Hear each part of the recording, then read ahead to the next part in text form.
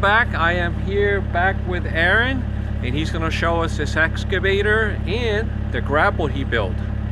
So Aaron, first of all, thanks for having me back at your house. And my pleasure. What are we going to see today? What are you going to show us? So I'm going to show this grapple that I built, and I use it to handle my firewood along with jobs too. Sometimes I use it to build boulder walls. This is my own design. Typically a grapple like this, they would build, this side here would be solid, Obi. Okay. It wouldn't rotate. This would be a solid piece, and it would normally be hooked up here at the pivot point and pinned. And then this part would do the clamping action. The other type of grapple is a grapple that, you know, both things open and close, but they require a hydraulic line. Okay. So I basically wanted to build a grapple that didn't require a hydraulic line, because I'll show you in a minute, I had another idea to be able to run my hydraulics simultaneously with this. So I came up with this. It's my own design, and what actually happens is both sides will come in and tighten up without hydraulics. And this side isn't fixed, like I said, it does move. So you'll see when I turn this exactly how this works. And I'm going to move that right now.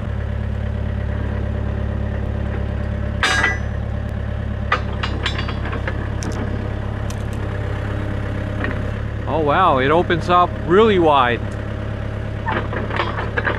So as you can see, I did a little geometry when I built this, and this section right here is actually what's making this back one move. Okay. Where typically you would find a grapple like this on a machine, and this part wouldn't move at all. It would just be the front. This would be stationary. And Aaron, how long did it take you to build this? This, geez, I think, I'm trying to think, this is quite old. Maybe a couple days. A couple days? Yeah, a couple days. Yep. And it's all 1-inch plate. When did you build it? Oh, geez. Oh, we got to be going back. More than 10 years ago? Oh, yeah, maybe 17 years ago or so. Oh, okay. Yep. I have never had any experience with a grapple or even an excavator. Now, what do you use this for? So, when I built this, I, at the time, was burning wood. Big Red wasn't in the picture at that time. Oh, by the way, there's Big Red again. Yes, there's old Big Red. So, Big Red wasn't in the picture at the time. Okay. But I did want to use this for wood. However, I kind of built this in a hurry because I had a job on somebody's property building a rock wall. Okay. Which, since I built this, I do quite a few of those for people around the lake. They love those stacked boulder walls.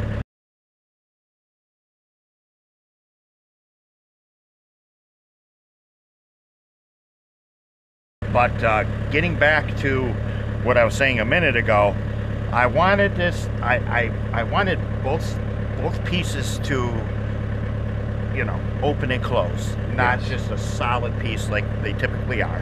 Okay. But I didn't want to use my auxiliary hydraulics on the machine to control this back piece. Okay. I wanted to save them for something special.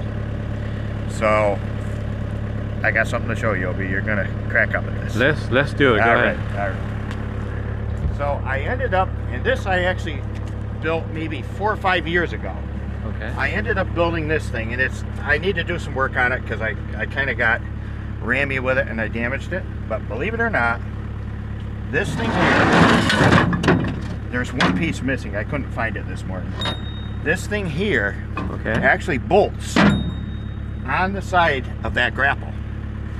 This thing attaches to it, which is a hydraulic cylinder. Okay. Hence why I wanted to save that hydraulic circuit and not make the grapple need it. And what does this do? So, I don't know what I'm looking at, so... See if you can figure this out. It's oh! It's going to be apparent pretty soon. Yeah, okay. Something about a chainsaw. So, the chainsaw, regular gas chainsaw mounts in here. Okay. This is the trigger. There's an electric solenoid that goes on here. It's not on here right now. Okay. And that's actually why, if you take your camera and just zoom back over, you see a lead cord hanging from the boom there.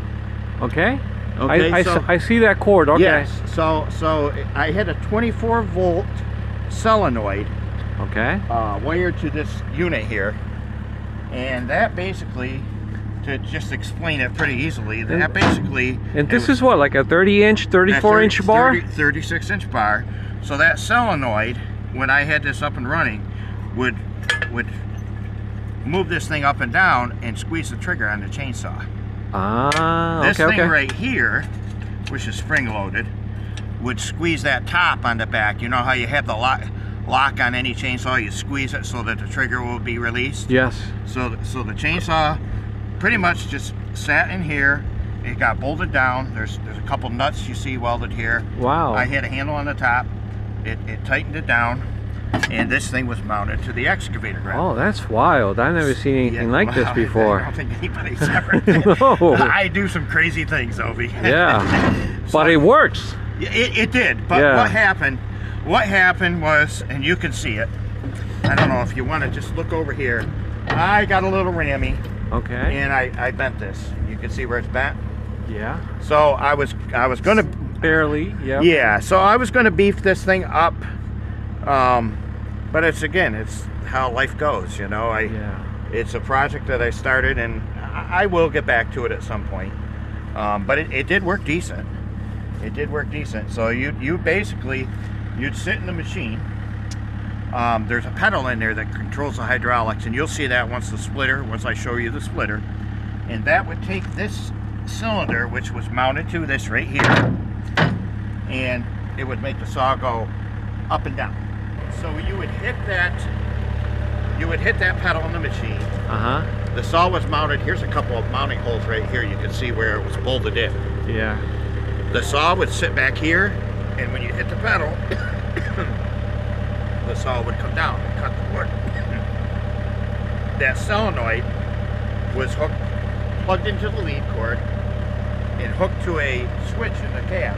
Okay. When I hit the switch, it would squeeze the trigger on the chainsaw and make the chainsaw rev up. So you'd hit the switch, rev up the chainsaw, and then when you were ready, you push the pedal on the cab. That cylinder would bring that saw down, cut the wood, push the pedal the opposite way, and the thing would retract. I know I'm crazy. Yeah. Well, that would be something to see. Yeah. Yeah. I wish I still had it up and running. Yeah. But I thought about it this morning. I knew you were coming. I figured you folks would want to see this, so I dragged it out of the shop over there, and it wouldn't need a lot of work to get it back up and running again. Yeah. I think the biggest problem that I had with that was there was no guarding around it. Okay. And if you look at any of these grapple saws, because they make them, you can buy a grapple saw. They usually run on hydraulics. There's a lot of guarding around it. Okay. You know, and where that actually got bent and damaged wasn't even in the process of the sawing. It was grabbing the next log and having it come up, and it just kind of twisted things. So, yeah. And fortunately, it's actually fortunate that that metal bent, because if it was stronger, it probably would have just completely destroyed the plastic chainsaw. Oh, You know what I mean? So, yeah. So that's kind of one of the reasons why I never really did much more with this, because I'd have to figure out a really good way to guard it. I couldn't just beef that piece up, because I think what would happen, like I said, if that piece was unable to bend as easily as that did, it would have ended up destroying my nice chainsaw, you know, because it's just plastic. Yeah, a steel chainsaw, right? Yeah. Now, So Aaron, how thick is this steel? That's 1-inch plate. Yeah. 1-inch plate. It's pretty heavy duty. But nothing can bend that. Right, and like I say, I build it for the wood, but I primarily at the time, at the day that I built it, I was building it because I had a big boulder wall to build up in Peck's Lake, which is I don't know, maybe half an hour or so from here. Hex Lake, okay. Hex Lake, yep. In fact, I'll send you a picture of that later if you want to pop it in there.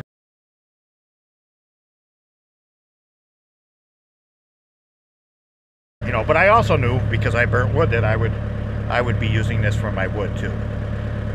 So hence, like I said, that's why I designed it, you know, without the hydraulic cylinder in the back, and I came up with this so that I would have that hydraulic option to run that beast over there I just showed you. But I still use this for the wood, you know, when wood comes in, or even if I do bring it on a job to load the trucks, you know, or to stack this wood. I mean, this big pile of wood next to us here, that was all stacked with this machine. Yeah. A lot of times what I do too with this smaller wood is I'll grab a handful, and I'll demonstrate this in just a second. I don't really see where I need to get the saw, but I'll demonstrate how it grabs it. I'll basically grab a handful of wood with this, hold it out, and take my chainsaw and by hand just cut through the wood. I can cut, you know, I have 5 or 6 pieces stuffed in there, and zip, saves a lot of work. Yeah. No bending over. Yeah, like so, what I do now. And then when I get real lazy, Ovi, and I say lazy, I mean, I have this thing, I have the splitter. I was telling Ovi off camera earlier, this is kind of like, this feeds my addiction. I'm an excavator, I love what I do, I've always wanted to run equipment, so I get bored in the winter.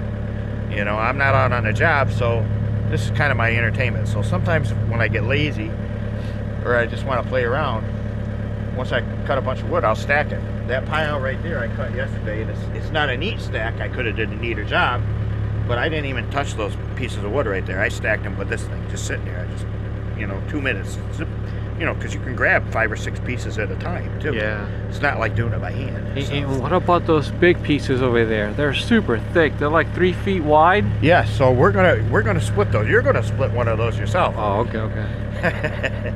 So yeah, if you want me to, I'll jump in this real quick and I'll show you how this thing grabs. Sure.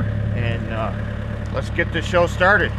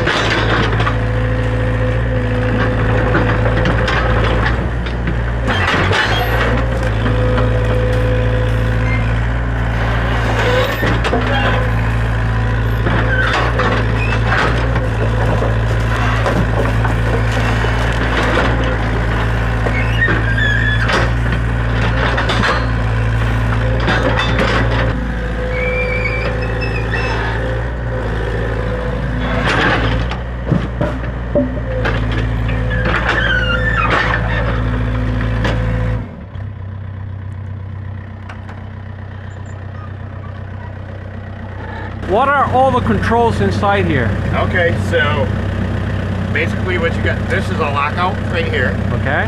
So the machine, and this is the same with any excavator, the machine won't do anything until you let this down. Oh, okay. That turns on the hydraulics, and this is your boom. This is set up, if anybody watching this video that knows anything about these machines, this is set up right now with John Deere controls. That's what I'm used to. And what that basically means is this side, your left arm, this up and down, it moves the boom up and down, and left and right on this stick, you know, moves your whole house. And then on this handle over here, in and out, moves your dipper in and out. Now, if this was cat controls, okay, this would be opposite. They would be opposite. Your boom would actually be on this side. I can't I get all messed up if I get in a machine with cat controls, because I've used the John Deere controls so long. It's like somebody changing your, it's like coming out in the morning and somebody has changed your brake pedal and your gas pedal position in your vehicle, basically. All right. And then this pedal right here, which you'll see once we hook up the splitter, that controls the hydraulics on the splitter, or you know, whatever attachment you have. In the case of this, when I had that saw hooked up, that pedal right there would have made the saw go up and down. All right, so Aaron, he was gracious enough to let me use his excavator. So I'm active now, right? You are active. Okay. This is left and right. This is up.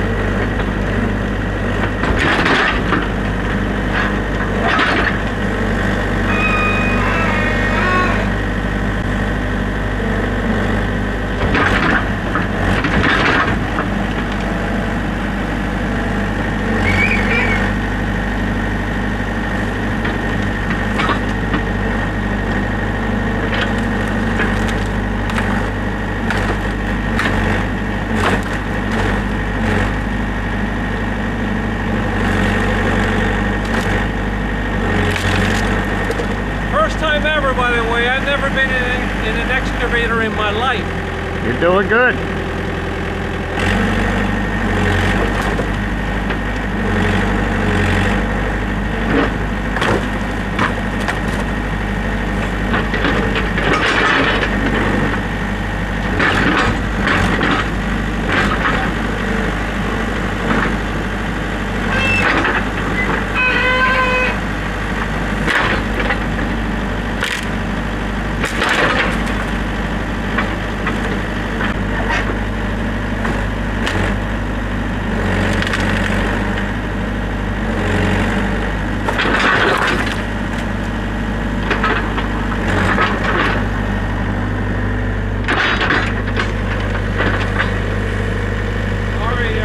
I'm done for now. Maybe on the next one I'll do a little bit more. Sure. Oh yeah, this is definitely different. But I need more practice, more training. Oh yeah, of course, of course.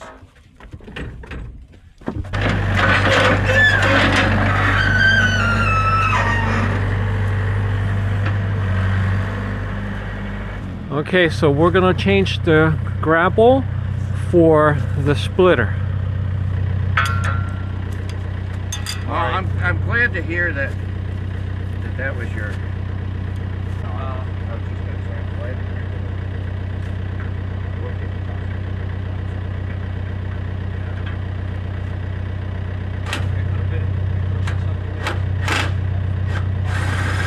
But that's something that I've been feeling for off and on for many years. But lately it's just getting worse. So there's only a couple of bolts and nuts here, right? To take it out. But you know, one of the things that I should have built a long time ago, and I've always wanted to, is what's called a quick coupler. Okay. Then you don't have to drive these pins out and do all this.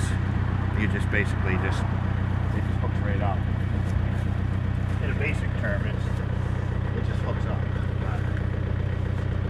Maybe someday.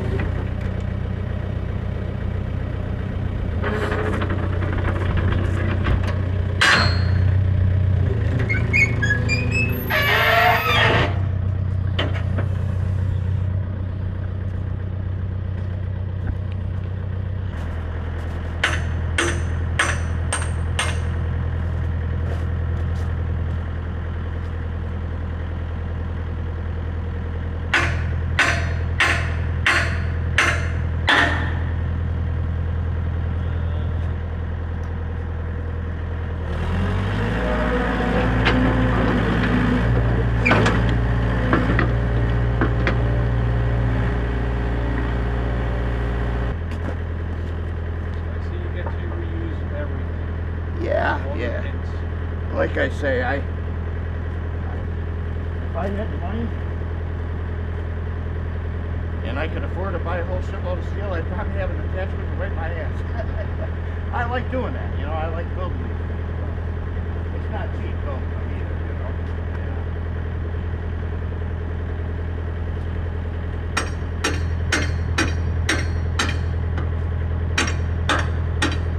You had to buy these attachments. They save money.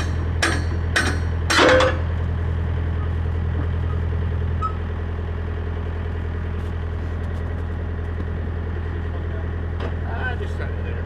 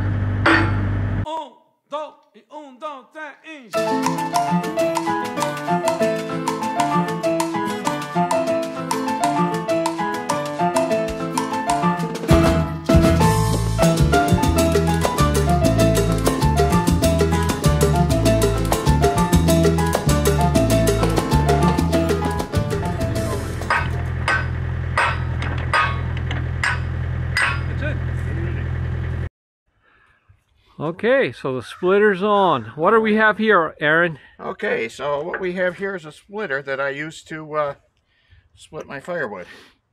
I originally, Obi, had a splitter that I had built that went on my skid steer. Okay. Basically the same type of design, upside down wood splitter. Okay. My first splitter was actually I had a Swisher brand wood splitter, regular like you have, gas powered wood splitter. Yes. That I bought from well, it's Tractor Supply now. It actually used to be called Farm and Country, that store did. And I decided, why the hell am I busting my butt lifting all these pieces up? Why don't I just make an upside down one for the skid steer? So I got my torch out and I kind of hacked it apart, and I made an attachment to go on the front of the skid steer, and it worked great for several years. And then one day I said, well, I really would like it on the excavator. The excavator is much more comfortable inside running it. You don't have to move back and forth and up and down and all around like you do with the skid steer. You pretty much can sit in one spot and reach out where your wood is. Mm-hmm. So what I did, I converted that so that it would fit on the excavator. Actually, it was on this excavator. Okay. And then I decided, well, geez, you know, I would rather be able to split 6 pieces at once, like a 6-way wedge. You've seen them where you go through and it comes out. Yes, I've seen that a lot. Yeah. Well, that Swisher splitter, the tube frame, just couldn't handle that, and I destroyed it in like 2 seconds. That quick? Yeah. I think it was like the first or second split, and it just ripped it right apart.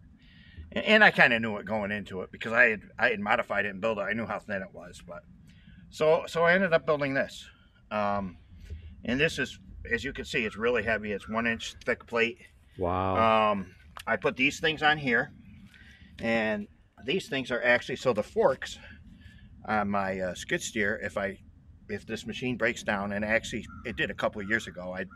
This machine was actually at the dealer for a year. Okay.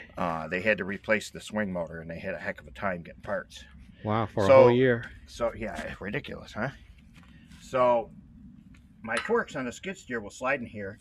I can plug the hoses into the skid steer, and I can split with a skid steer still too. Oh, okay.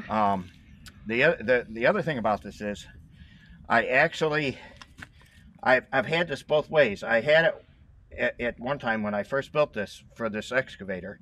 I had a splitter running this way, mounted this way, and it was much easier when you're splitting to line yourself up with the log. You know, because now when you hop in the machine, you're looking down and you got to kind of use judgment to make sure you're over the center of the log. Okay. The disadvantage to that is if you have a bunch of pieces laying around on the ground, the splitter itself seems to get itself in the way, because if you have a piece here and you're trying to lower it down, it won't go down, and essentially you can end up bending the boom. So that's why I changed it, and now I have it running lengthwise. The beast, it works great. How much you think this thing weighs? Oh God. Yeah. Over 500 pounds? Oh no, more than that, because yeah. the bucket, standard bucket on this is over 1,000. I'll bet you maybe 2,500 pounds. Wow. Okay. Yeah, and you know, the thing too is this isn't a standard square tubing or rectangular tubing. That's heavy wall tubing, and you can see it right from the end here. It's half-inch wall tubing. I mean, that's heavy tubing. Wow. Yeah. You know, I can see that. Yeah, so it's pretty heavy. And I had mentioned this in the other video that we did with Big Red. I actually, a lot of times what I used to do is actually shear the wood with it too. Instead of cutting it with a chainsaw, I would grab it and I would shear it. I'm trying not to do that much anymore because it does put a lot of stress on it, and I pointed it out in the last video. I don't think you can see it right now because it's up in here, but when you lift this up, you'll be able to see it. There's a weld bead, because I twisted this up pretty bad last year. I was shearing a piece that I definitely shouldn't have been shearing. It was way too big, and I messed it up pretty bad. But and Aaron, what is the distance between the plate and the blade? Yeah, so I wish it was longer. But again, this cylinder right here, yes, that came off of that Swisher store-built gasoline-powered splitter. Oh, okay. That is the cylinder that was on it. So it's 24 inches to answer your question. 24 inches, all your right. Standard 24-inch gas splitter is what it came off of. Oh, so, okay. You know, but I mean, it works. You know, it'd be nice if it was longer, because that firebox, as you know, is 5 feet deep.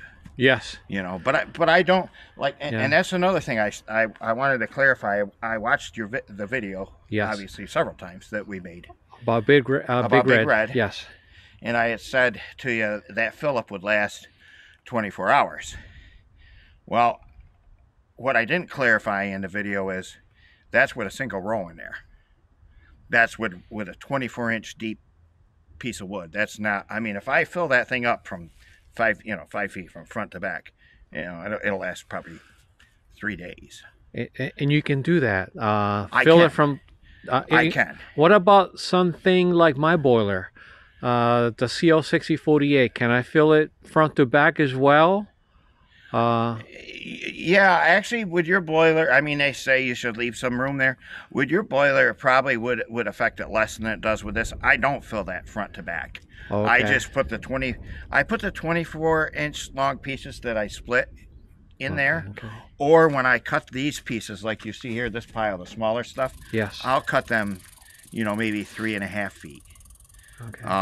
And the reason being is because it's a phenomena with these, and I don't know if I talked about it in that video, but the one phenomena with these boilers, the gasification boilers, is you get what's called bridging.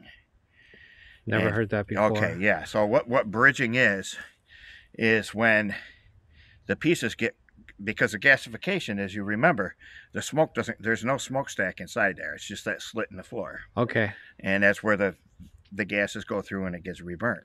So what happens with bridging is the pieces get stuck because you're burning from the top down. So in order for a gasification to work, those logs have to keep coming down as it burns and fall into that coal bed. That's why, if you remember, I said it's very important to have a nice coal bed. I see. So what happens with bridging is those pieces get hung up, the bottom burns out right over that slit, and you have no coals over it, and then it doesn't gasify.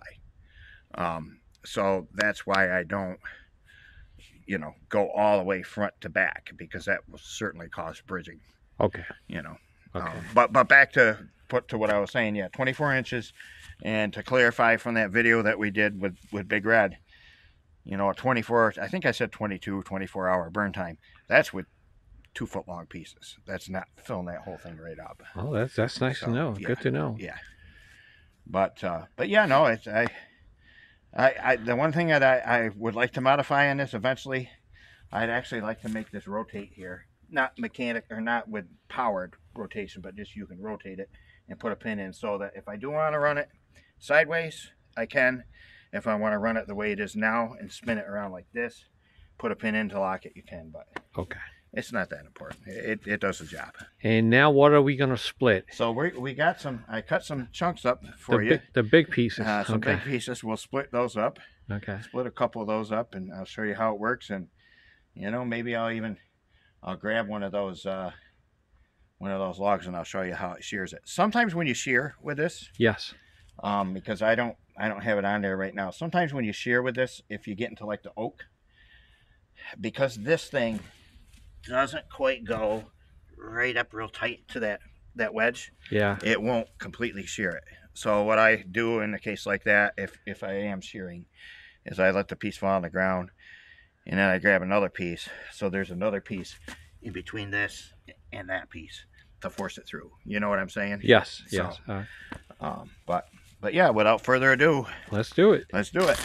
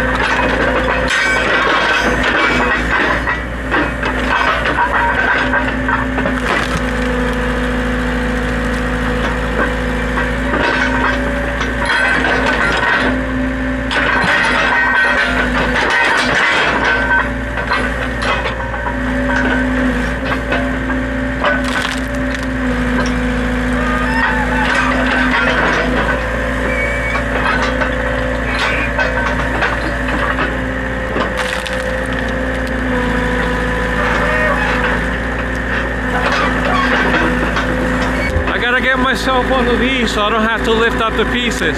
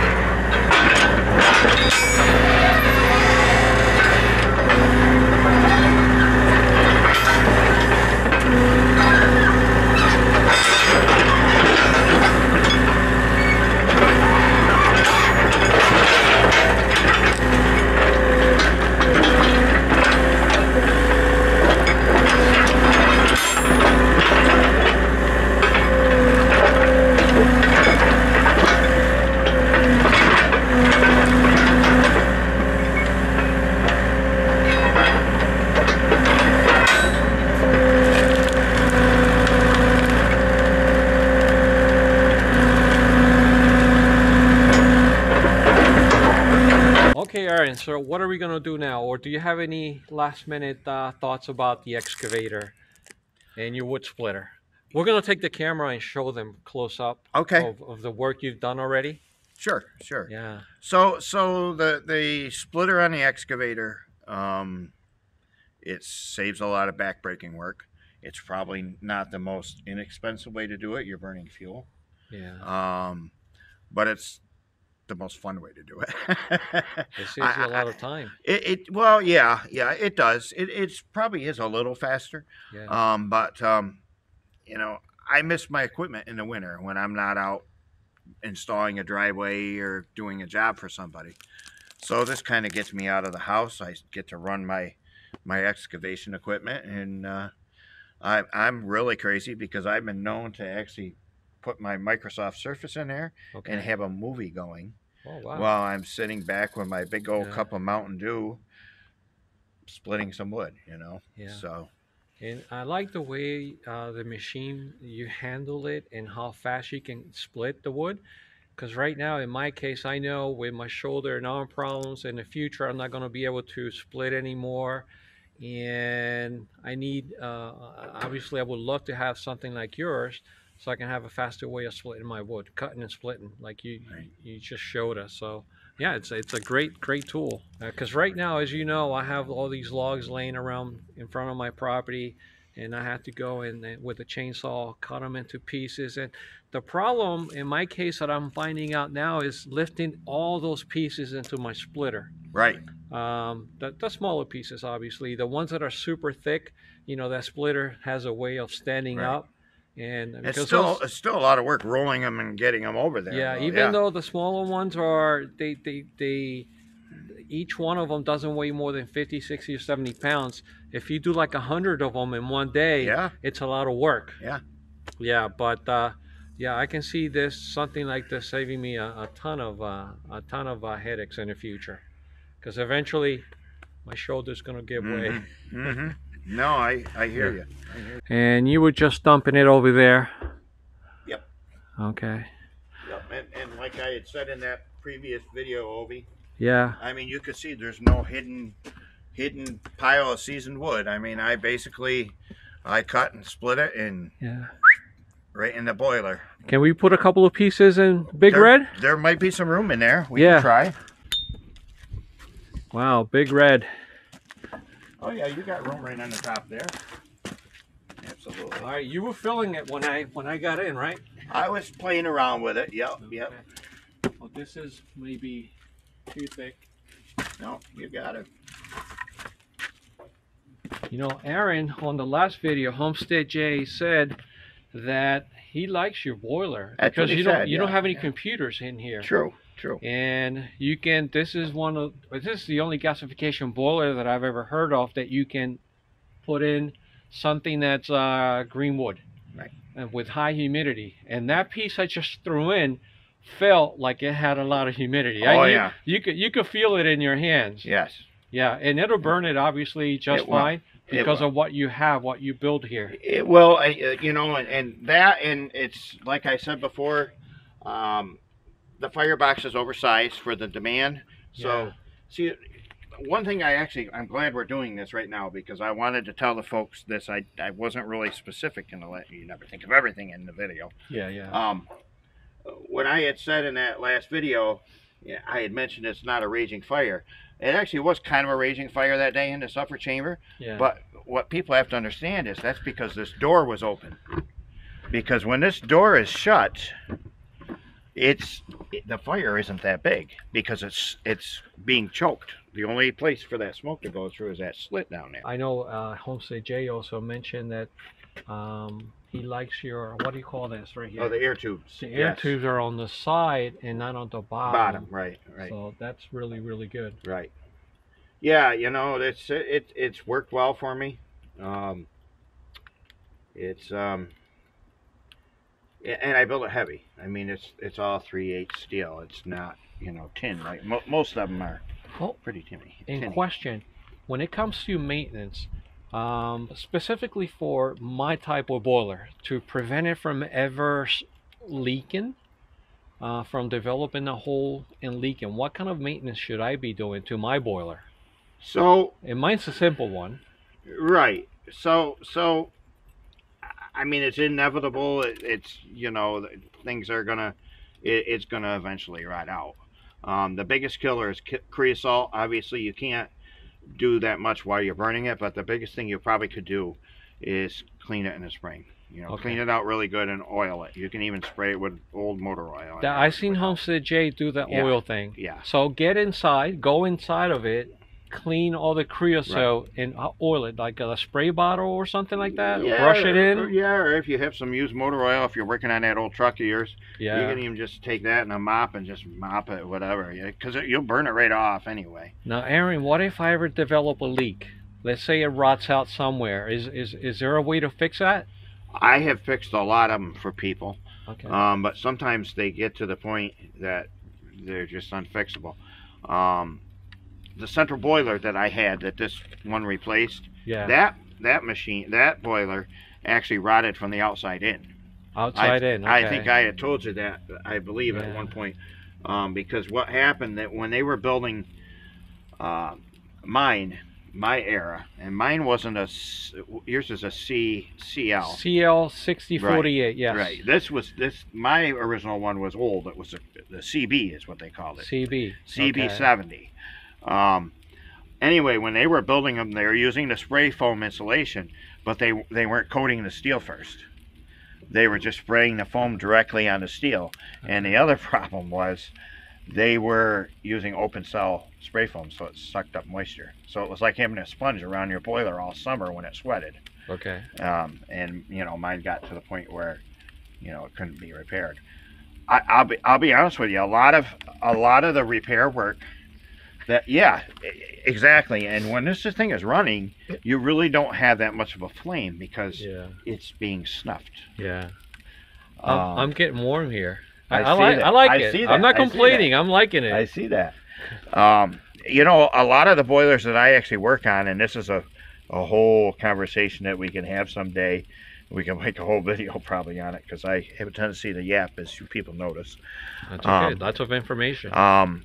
A lot of these boilers, you know, they're saying now stainless. Well, you got to remember one thing. The stainless that they use on these boilers, when you buy a stainless boiler, is a lower grade stainless. Very thin. It's very thin. Because think about it. When you buy a new boiler now and it's stainless, they still make you put the chemical in there so it doesn't, the corrosion resistant chemical, so it doesn't rust. So I think that answers itself right there. Okay. A lot of the boilers that I weld on for people are actually stainless, because the problem with stainless is they crack. I'm gonna have to shut that out. Yeah. Okay. A lot of the problem with the stainless is they crack, Obi. Okay. They crack. It isn't that they start leaking. They can't take the cold and the hot, and they crack. There's a guy right here in Mayfield, and I'd say at least every 2 years, I'm welding on his boiler. Not areas where I've already welded, but where he's developed cracks in other areas. And it's a Heatmore, and it's stainless. A Heatmore. Yep. Now I wanted to ask you about. There is a powder, a white powder. Astral. That's Astral. That's what it is. Do you know what that's for? I have no idea. I've been, you know. So a lot of people spreading it on my boiler, but what does it do? I know Homestead J said that was questionable whether or not it could do anything. So what Astral? A lot of people think that's for creosote. It has nothing to do with creosote. Yeah. What they're trying to do is they're trying to neutralize the acid in the ashes, because the ashes cause corrosion. And back to this real quick, as everybody knows, that tube rotted out. Okay. And that was my fault, because I'm not one for maintenance. I'll be honest. But if you spread that on the floor, it's only going to take care of the ashes on the floor. It's not going to take care of the walls or above. Right. I think if and the walls are above, probably won't have ashes anyway. It's going to be creosote. Yeah, it's all creosote. Yeah. But like with this one, when that tube rotted out, that was my own darn fault, because I didn't clean that tube. In fact, to be honest with you, that 4-inch tube that rotted out, I didn't only clean it maybe once in the 12 years that I had it. Oh, okay. Okay. And what you have to understand is, creosote, if you mix creosote and ash, it makes lye. It basically makes lye, which is a very corrosive material to steel. Okay. And that's basically what happened with that. But the ash troll, yeah, that's to change the acidity in the ashes to prevent the corrosion. But you'd have to be a rich man to dose that stove enough where it would make a significant difference, because you'd be putting it in there every day. You'd be taking out all your ashes and putting more in, and then putting your ashes in or something. I don't know what I only do it when I remember, once a month. Right. But people need to understand. People need to realize. Don't be fooled. I'm not saying these stainless stoves are bad, but don't be fooled by this whole thing that titanium enhanced stainless steel, this will last forever. That's baloney. Yeah. You know, they use a thinner grade metal, so it's saving them money, and it's not a really, because there's all grades of stainless, it's not a really high grade of stainless as far as corrosion resistance. That's why they're telling you, oh, you have to do the water test every year if you want your warranty. Even though it's stainless, that should tell you right there that, you know. Yeah, I do my own water test, by the way. Yeah. Okay. Yeah. Good. So, and right now it's perfect. Awesome. Yeah. And what kind of a water test do you do on yours? I never have. Never have? I never have. Okay. But I'm going to. I know.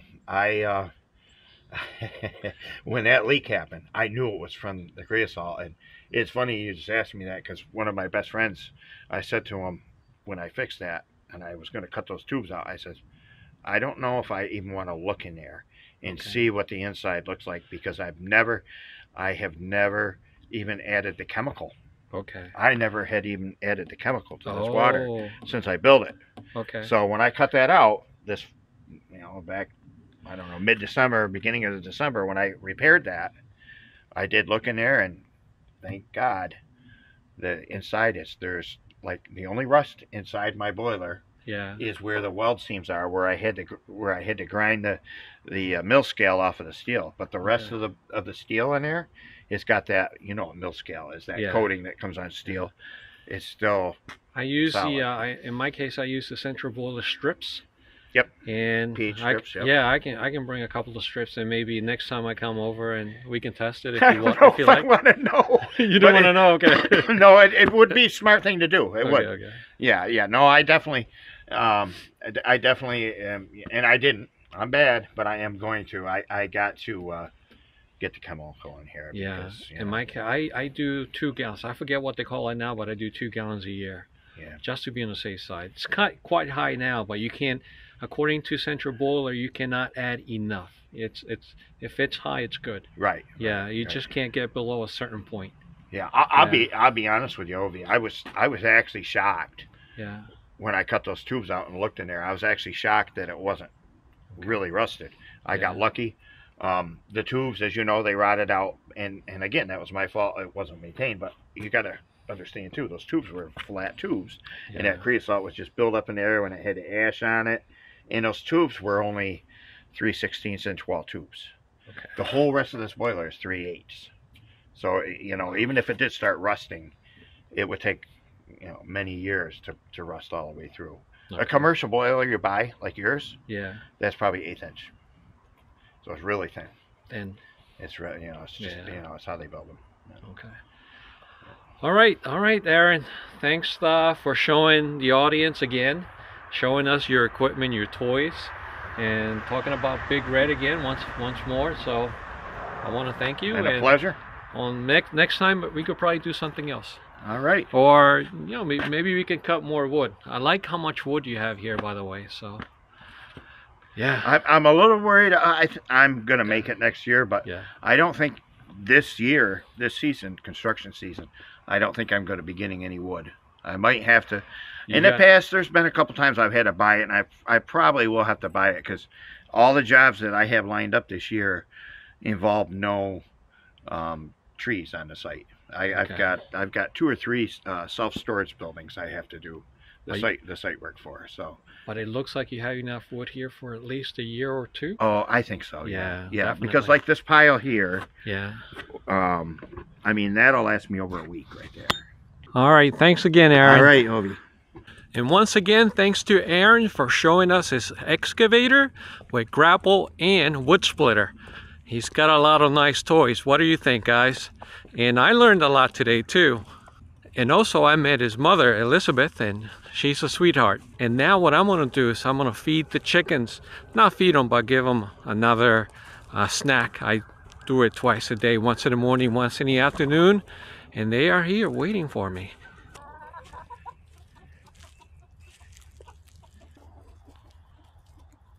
And now for the silkies. I've got the silkies locked up due to an incident that happened last week, but that topic is for another video.